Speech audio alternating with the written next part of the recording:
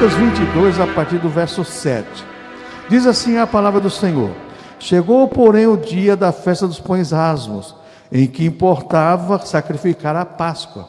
E mandou Pedro e a João, dizendo: Ide, preparai-nos a Páscoa para que a comamos.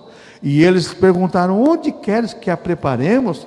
E eles disse: Eis que quando entrardes na cidade, encontrareis um homem levando um cântaro de água, segui-o até a casa em que ele entrar. E direis ao pai de família da casa: O mestre te diz: Onde está o aposento que hei de comer a Páscoa com os meus discípulos? Então ele vos mostrará um grande cenáculo mobilado, e fazer preparativos. E indo eles, acharam como lhes havia sido dito, e prepararam a Páscoa. E chegada a hora, pôs-se à mesa, e com ele os 12 apóstolos. E disse-lhes: Desejei muito comer convosco esta Páscoa antes que padeça, porque vos digo que não comereis mais até que ele se cumpra no reino de Deus. E tomando o cálice, havendo dado graça, disse: Tomai-o e reparti-o entre vós, porque vos digo que já não bebereis do fruto da vide, até que venha o reino de Deus. E tomando o pão e havendo dado graça, partiu e deu-lhe, dizendo: Isto é o meu corpo que é por vós dado, fazei isto em memória de mim. Semelhantemente tomou o cálice depois da ceia, dizendo: Este cálice é o novo testamento do meu sangue, que é derramado por vós. Mas eis que a mão do que me traz está comigo à mesa. E na verdade o Filho do Homem vai segundo o que está determinado, mas ai daquele homem por quem é traído. E começaram a perguntar entre si qual deles seria o que havia de fazer isso. E houve também entre eles contenda sobre qual deles parecia ser o maior. E ele lhes disse: Ora, os reis dos gentios dominam sobre eles, e o que tem autoridade sobre eles são chamados benfeitores. Mas não sereis vós assim. Antes o maior de vós seja como o menor, e quem governa como quem serve. Pois qual é maior, quem está à mesa ou quem serve? Porventura quem não é quem está à mesa? Eu, porém, entre vós sou como aquele que serve. E vós sois o que tendes permanecido comigo nas minhas tentações. E eu vos destino o reino como meu Pai no destinou, para que comais e bebais a minha mesa no meu reino, e vos assenteis sobre tronos, julgando as 12 tribos de Israel. Diz-lhe também ao Senhor: Simão, Simão, eis que Satanás vos pediu para vos cirandar como trigo, mas eu roguei por ti para que a tua fé não desfaleça, e tu, quando te converteres, confirma teus irmãos. E ele disse: Senhor, estou pronto a ir contigo até a prisão e até a morte. Mas ele disse: Digo-te, Pedro, que não cantará hoje o galo, antes que 3 vezes negues que me conheces. E disse-lhes: Quando vos mandei sem bolsa, alforjes, sandálias, faltou-vos porventura alguma coisa? Eles responderam: Nada. Disse-lhe, pois: Mas agora aquele que tiver bolsa, tome-a, como também o alforje, e o que não tem a espada, venda sua veste e compra. Porquanto vos digo que importa que em mim se cumpra aquilo que está escrito. E com a multidão, com os malfeitores foi contado, porque o que está escrito de mim terá cumprimento. E eles disseram: Senhor, eis aqui 2 espadas. E ele disse: Basta. E saindo foi logo como costumava para o Monte das Oliveiras, e também os seus discípulos seguiram. E quando chegou àquele lugar, disse-lhes: Orai para que não entreis em tentação. E apartou-se deles cerca de 1 tiro de pedras, e pondo-os de joelho orava, dizendo: Pai, se queres, passa de mim este cálice, todavia não se faça a minha vontade, mas a tua. E apareceu-lhe um anjo do céu que o confortava, e posto de agonia orava mais intensamente, e o seu suor tornou-se em grandes gotas de sangue que corriam até o chão. E levantando-se da oração, foi ter com seus discípulos, e achou-os dormindo de tristeza, e disse-lhes: Por que estáis dormindo? Levantai-vos e orai, para que não entreis em tentação. Senhor, a Tua palavra foi lida, nos ensina através do Teu Espírito Santo e através da Tua palavra, em nome do Senhor Jesus Cristo. Amém. Irmãos, esse texto fala dos últimos momentos do Senhor Jesus Cristo como homem Deus aqui na terra. Ele veio, nasceu de uma virgem, viveu como homem, sendo Deus. Jesus nunca deixou de ser Deus, mesmo sendo homem, viveu sem pecado, não pecou, viveu neste mundo, mas ele viveu, se entregou por nós e subiu ao céu. E nesse texto aqui nós temos muita coisa para aprender, na Santa Ceia. Aqui diz que na última Páscoa que ele instituiu a Santa Ceia, porque na última Páscoa que Jesus ministrou com seus discípulos, ele instituiu aqui a Santa Ceia aqui, a partir do versículo 19, quando ele tomou o pão, dando da graça, partiu, isto é meu corpo que é por vós é dado, fazer isso em memória de mim.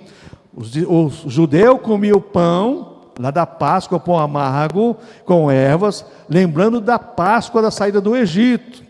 E aqui Jesus institui agora o pão, dizendo que o pão representa o corpo dele. Hoje, nós cristãos batizados nas águas, lavados e remidos do sangue do Senhor Jesus Cristo, vamos sentar à mesa com o Senhor, participarmos do corpo e do sangue do Senhor. O corpo e o sangue do Senhor. O pão simboliza o corpo do Senhor, partido por nós na cruz do Calvário. O suco de uva significa o sangue do Senhor aspergido por nós. Então, irmãos, nessas últimas horas do Senhor Jesus Cristo, Ele nos ensina bastante. Principalmente quando você pega aqui sobre a instrução de Pedro, quando Jesus fala para Pedro, ó, Simão, Simão, Satanás pediu para se andar como trigo, mas ele roguei ao Pai por ti, que a tua fé não desfaleça, quando converteres, lembra, confirma teus irmãos.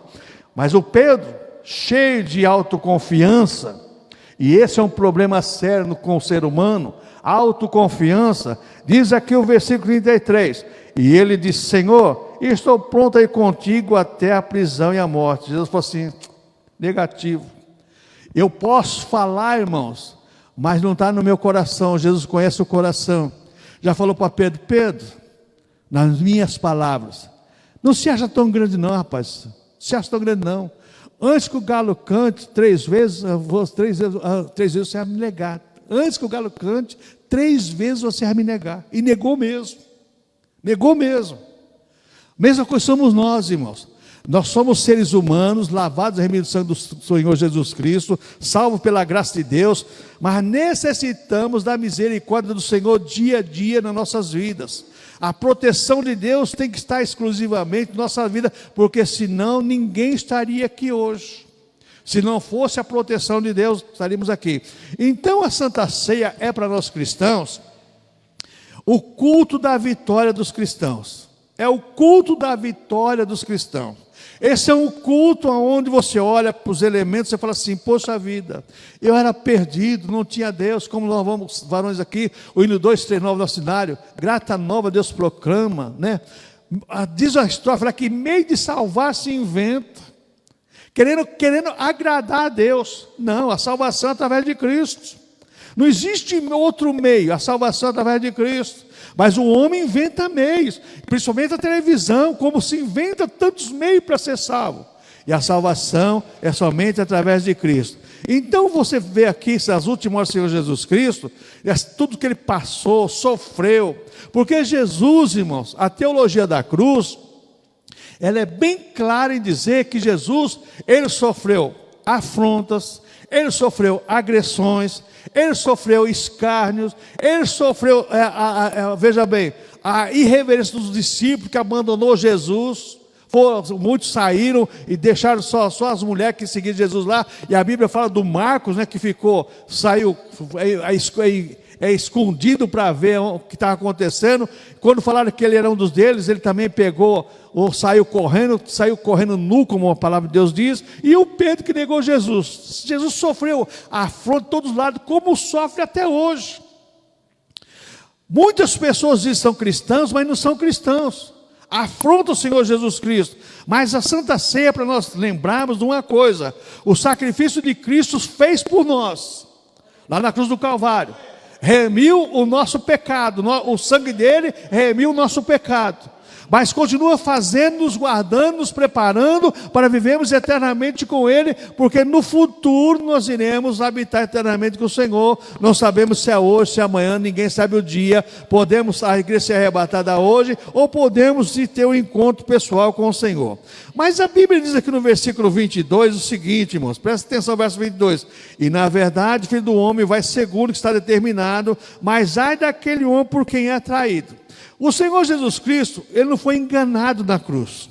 Ele sabia tudo o que ia acontecer. Sendo Deus, Ele sabia tudo, porque Ele é onisciente. Ele sabia tudo. Ele foi no horto orar. A Bíblia fala que aqui no texto, que Ele suou gotas de sangue. E quando fala assim, Pai, se possível, passa de mim esse cálice, contudo não seja feita a minha vontade. Porque Jesus sabia o sofrimento que Ele ia levar. Porque você vê lá em Mateus, lá, capítulo 27... a natureza gemeu do grande sofrimento de Jesus, Filho de Deus. A Bíblia fala que houve trevas, terremotos, houve tantas coisas naquele momento que o Senhor Jesus Cristo estava na cruz do Calvário, até que Ele entregou o seu Espírito e voltou para o seu Pai. Jesus não morreu como Marte. Ele se entregou voluntariamente na cruz. Ele sabia o que ia acontecer. Então Jesus tinha plena consciência da sua missão aqui na cruz.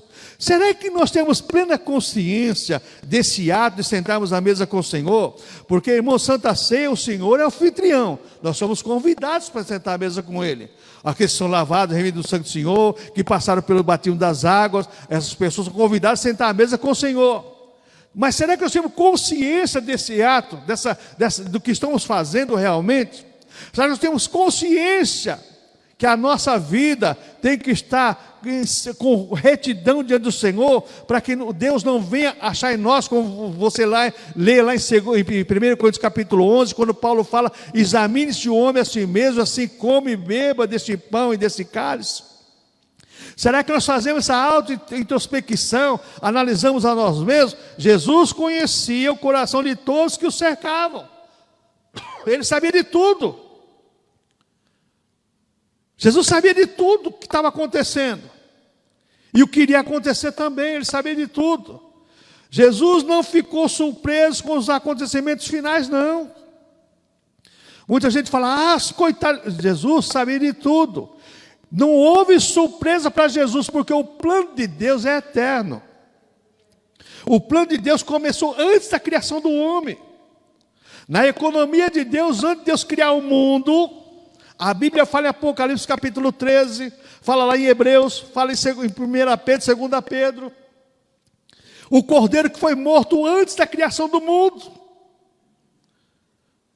Deus, antes de criar o homem, sabia que ia criar o homem ia pecar. Está aí Apocalipse 13, 8. Adorar a todos que habitam sobre a terra, esses cujos nomes não estão escritos no livro da vida do Cordeiro, que foi morto desde a fundação do mundo. Quando Deus fundou o mundo, lá na eternidade, antes de criar o homem, Deus falou para o Filho e para o Espírito Santo, precisamos de alguém para salvar a humanidade. E Jesus disse, eis-me aqui, envia-me a mim. Jesus sabia de tudo, não ficou surpreso de nada não. Ele sabia da traição de Judas, porque ele falou assim, onde que come comigo, põe a mão na mesa, esse vai me trair. Jesus sabia. Mas por que Jesus não fez tudo? Porque tinha que se cumprir literalmente, está escrito a respeito dele. O que está escrito a respeito da minha pessoa, vai se cumprir, irmãos. O que está escrito a respeito da sua pessoa, vai se cumprir. A Bíblia fala, Jesus falou que nós não podemos mudar, colocar um fio de cabelo na nossa cabeça, se não for Deus. Nós não podemos fazer nada. Tudo que está escrito a nosso respeito vai se cumprir. O que está escrito a respeito da igreja vai se cumprir. Isso não é destino, não. Isso é projeto eterno de Deus. Destino é aquilo que você por acaso aconteceu. Não, o que está traçado por Deus, está traçado por Deus. Não tem negócio. Então eu sabia da traição de Judas, sabia da condenação injusta que ia lá sofrer as afrontas dos sacerdotes, de tantas coisas, de todos aqueles que se levantaram contra ele. Jesus sabia, mas tinha que se cumprir tudo, porque senão como fazer com as profecias lá dos Salmos, profecia de Isaías e de Zacarias e de tantos outros profetas profetizaram o Senhor Jesus Cristo. Ao Salmo 22 fala tudo a respeito da crucificação de Cristo, até de lançar o sorte da túnica de Jesus. O salmista no Salmo 22 já tinha profetizado. E nós muitas vezes, irmãos, nós achamos que Jesus foi injustiçado. Ele foi injustiçado de coração por amor à minha e à tua alma. Ele sofreu por amor a mim e à tua alma. É por isso que a Santa Ceia é um culto especial onde nós temos que lembrar do sacrifício de Cristo em benefício à nossa salvação. Jesus sabia que ia ser traído por Judas, da condenação injusta, a negação de que o conheciam. Pedro foi o primeiro que negou, que batia no peito, que era machão. Foi o primeiro que negou Jesus. O Marcos, que você pegou um lençol para seguir a multidão, porque eu com certeza ouvi o barulho da multidão. E hoje também não é diferente, irmãos. Quantas pessoas negam a Jesus? Quantos? Nega Jesus na escola, nega Jesus no trabalho, nega Jesus em diversas situações. Negam a Jesus. Por quê? Porque existe a questão da afronta. As pessoas têm medo de ser afrontadas da sua fé. Então Jesus sabia tudo isso. Jesus sabia também a negação de que o conheciam. Sabia tudo isso. Não conheço não. Mas Jesus sabia tudo isso. As ações do Senhor Jesus Cristo nos últimos dias aqui na terra. Vamos ver as ações do Senhor aqui na terra nos últimos dias dele. Jesus não se acovardou diante da situação. Sabia tudo o que ia padecer, sofrer, mas não se acovardou. O cristianismo, irmãos, histórico, o cristianismo verdadeiro, é um cristianismo para pessoas que não são covardes. Aqueles irmãos morrem lá na África, em nome de Jesus. Os cristãos que morreram no passado, em nome do Senhor Jesus Cristo. Os cristãos que foram crucificados, jogados na arena por Roma, na época de Nero. Aqueles que foram incendiados. Aqueles que sofreram tanto. O cristianismo não é para covarde, não. Não é para medroso. O cristianismo é para homens e mulheres de Deus, revestidos do Espírito Santo, capacitados para enfrentar o adversário. Vivemos numa época do cristianismo frouxo. A pessoa tem medo do diabo, tem medo de tudo. Não é assim não, irmãos. Você tem autoridade e poder do nome do Senhor Jesus Cristo. E nós estamos vivendo uma época, irmãos, que as pessoas têm medo de tudo, se acovardam diante de qualquer situação. Não, porque se eu fizer isso, se eu falar isso... Irmãos, você é como dizia o grande homem do século XVI. Você com Deus, você é a maioria. Você com Deus, você vence qualquer dificuldade. Então Jesus não se acovardou diante da situação. Jesus manteve seu compromisso de fidelidade com o Pai. Ele tinha um plano, Deus tinha um projeto, ele assumiu o compromisso e foi até o fim. Hoje nós temos pessoas, irmãos, que começam alguma coisa na obra de Deus, na casa de Deus, ou na sua fé, e não vai até o fim. Mas para você receber o seu galardão, a coroa de vida, a Bíblia diz bem claro uma coisa: ser me és testemunha até o fim. Você tem que confessar isso até o fim da sua vida. Aquele que perseverar até o fim, esse será salvo. Não é começar e parar. Não, isso aí não é cristianismo. Cristianismo é uma vida de fidelidade ao Senhor. Então, veja bem, Jesus, que sabe todas essas coisas, que manteve seu compromisso de fidelidade com o Pai. Jesus manteve o controle da situação mesmo diante das angústias. Jesus manteve o controle da situação, mesmo diante das angústias, sabendo do que é sofrer, padecer, mas manteve o controle da situação. A sua vida espiritual está sob o seu controle. Deus te dá o Espírito Santo para você resistir aos dias maus. Deus te dá a tua palavra para você vencer. Então você tem que controlar a sua vida pelo poder de Deus e da palavra de Deus. Controlar a nossa vida. Jesus manteve o controle da situação, mesmo diante das angústias. As pessoas, por qualquer angústia, já blasfema, já reclama, já faz tanta... Irmãos, você não sabe o que é sofrer. Não venhamos sofrer como os homens do passado sofreram por amor ao Senhor Jesus Cristo, não, porque nós não vamos aguentar. Mas sofrer por amor ao Senhor é um privilégio dos cristãos, como diz o apóstolo Pedro na sua primeira carta e a segunda carta e assim por diante. Outra coisa, irmãos, o sofrimento de Jesus nos ensina que o nosso consolo vem do alto. Olha o verso 43 aqui, presta atenção nisso. E apareceu-lhe um anjo do céu que o confortava. Se você é cristão, irmãos, o seu conforto, o seu consolo, não vai vir de ser humano. O ser humano pode dar até uma palavra, um terapeuta, um psicólogo, um psicanalista, mas o teu conforto vem do Senhor. Quem vai confortar o teu coração, a tua alma, é o Senhor Jesus Cristo. Esse versículo nos ensina que Jesus estava ali sofrendo, mas veio um anjo do céu e o confortava. Conosco não é diferente, irmãos. É no momento de tristeza, de dor, de angústia, que você fala, não aguento mais, é que Deus fala, agora chegou a hora do meu bálsamo. Ele envia do céu socorro para a tua vida, porque a Bíblia diz que o Senhor é o socorro bem presente no dia da tribulação.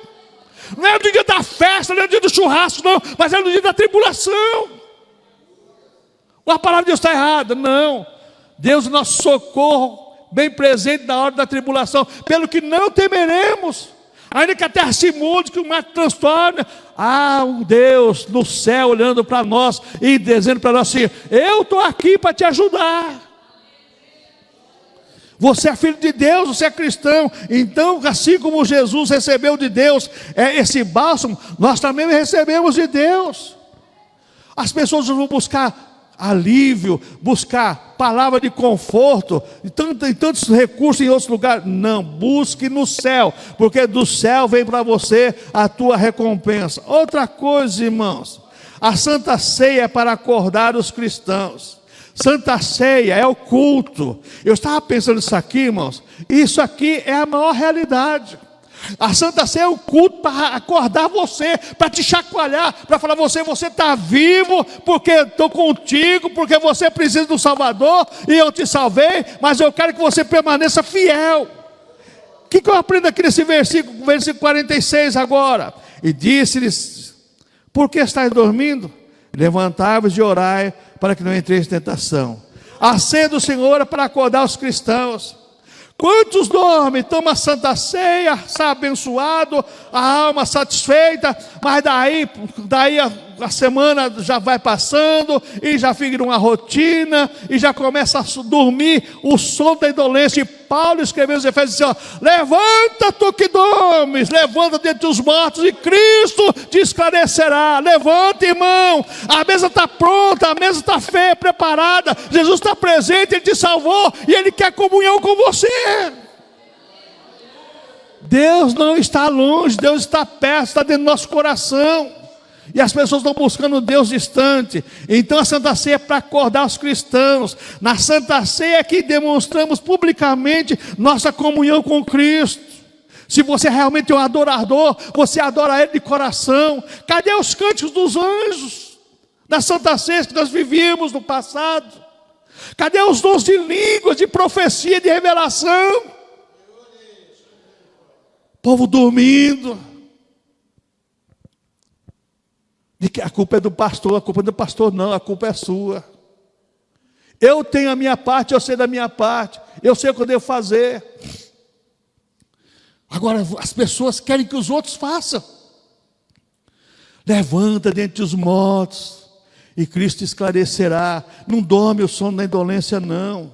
O sono da indolência leva você para o fracasso, como levou Pedro para negar Jesus, e levou Marcos e tantos outros que negaram Jesus.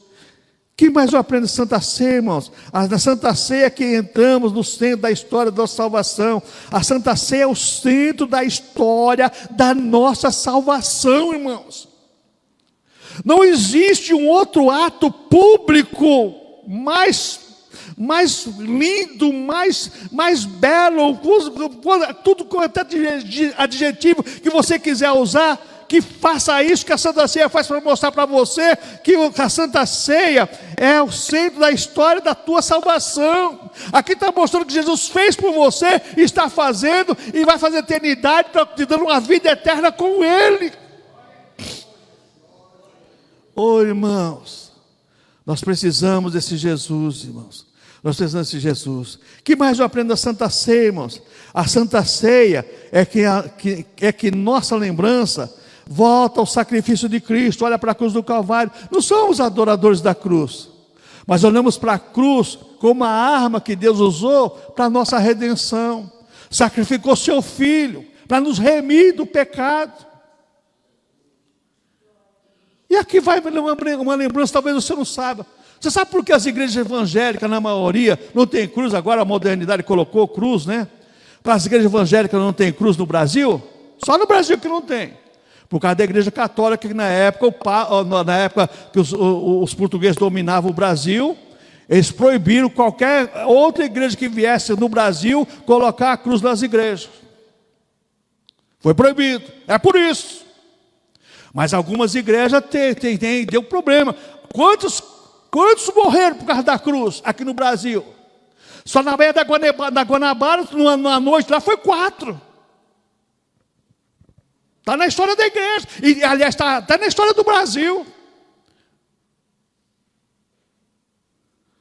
Irmãos, a cruz é para você lembrar do sacrifício de Cristo por você, para te dar vida, para você participar da vida com Ele neste mundo.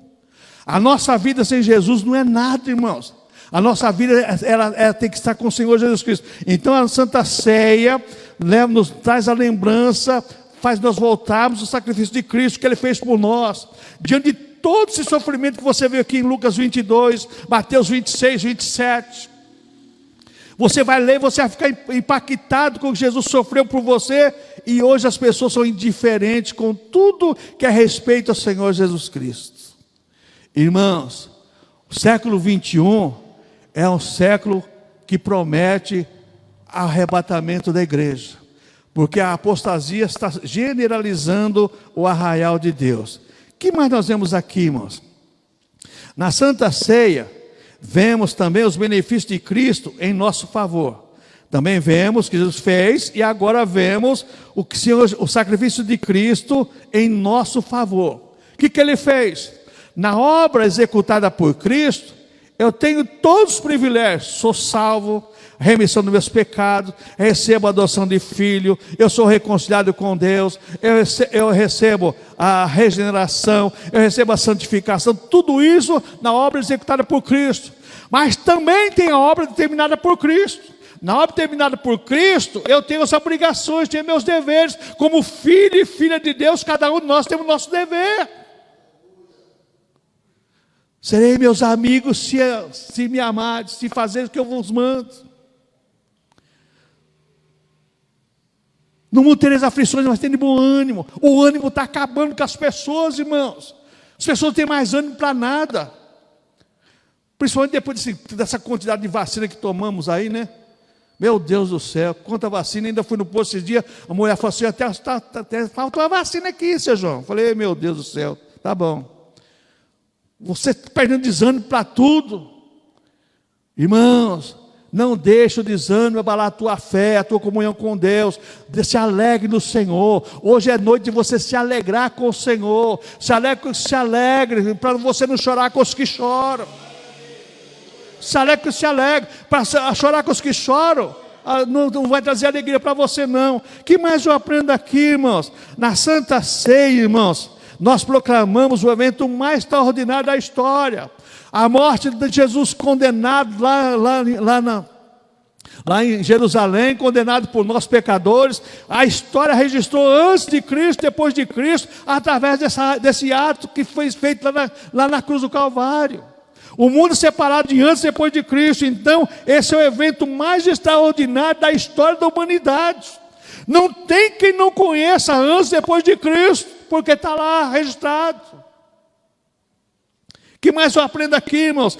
Na Santa Ceia é que vemos os 3 tempos da história do cristianismo: passado, presente e futuro. Passado, Jesus fez tudo; presente, está fazendo; futuro, ele falou assim: no céu, na casa do meu pai há muitas moradas, vou preparar lugar. Já preparou, foi para a cruz preparar lugar, já está tudo preparado para você. Lá Apocalipse, João teve a visão da onde você vai morar: ruas de ouro, de cristal, tudo calou o Cordeiro de Deus lá no centro da cidade. Porque não precisa de luz, porque a luz do Senhor é a luz que vai clarear tudo lá. Luz precisa aqui nesse mundo por causa das trevas, mas lá não existe treva, lá só vai existir a igreja lavada e remida do sangue de Senhor Jesus Cristo, e Deus o Pai, Deus o Filho e do Espírito Santo habitando com os salvos. E as pessoas, irmãos, não prezam por isso. Parece que os 3 tempos, só ficou lá quando você estuda o verbo lá no ginásio, no colégio, né? Você vai estudar lá o português lá, né? Conjugar verbo lá, e assim, presente, passado, futuro. Não, pretérito, né? Perfeito, mas que imperfeito, e assim por diante. Não, a Santa Ceia mostra para você os 3 tempos da história da redenção. Cristo fez, está fazendo e concluirá com o arrebatamento da noiva. Fazer isso em memória de mim até que venha. Até quando Jesus vier, você vai fazer para Ele ser glorificado através da tua vida. E no dia que nós formos arrebatados, Ele vai servir a Santa Ceia para nós, que a Bíblia fala, do tribunal de Cristo, do bema. Irmãos, que maravilha que é isso. Na Santa Ceia que oferecemos a nossa gratidão sincera a Cristo. Agora aqui eu quero puxar a sua orelha. Você não dá glória a Deus porque você não é sincero a Cristo. Porque se você é sincero a Cristo, você dá glória a Deus, você se alegra, você chora, você canta, você ri, você é alegre, você tem satisfação, você tem prazer em ser cristão. Prazer em ser cristão. Eu duvido que um corintiano vai no estádio lá e não abre a boca para gritar, mesmo para xingar. Duvido que qual é o palmeirense e todos os outros aí. Duvido. E muitos cristãos que tinham obrigação de vir ao culto da Santa Ceia e exaltar o Senhor, fica com a boca fechada. Irmãos, com a boca fechada você não se alimenta não. Só se for por sonda. Mas nós não estamos doentes. Nós somos o corpo vivo de Cristo. Você respira porque Deus te dá vida para você respirar, te dá fôlego para você respirar. Abra a sua boca e glorifique ao Senhor, porque Ele te salvou, Ele comprou. Pedro fala que Ele pagou o preço, que não foi com ouro e prata não, mas sim pelo precioso sangue de Deus. E nós muitas vezes, irmãos, não oferecemos nossa gratidão ao Senhor, gratidão de coração, da nossa alma realmente. Para concluirmos, irmãos, como participando da Santa Ceia do Senhor hoje, cada um mais indiferente que o outro, não é assim não, irmãos. A Santa Ceia é para você participar com gozo, alegria, prazer. Eu me lembro, irmãos, há anos atrás, há décadas atrás, o irmão encontrava o outro: domingo é Santa Ceia, né? Rapaz, domingo é Santa Ceia. A pessoa já estava orando, jejuando, buscando aquela alegria. Culto de Santa Ceia, irmãos, meu Deus, era um Pentecostes. Era o Pentecostes, porque as pessoas estavam buscando, queriam participar.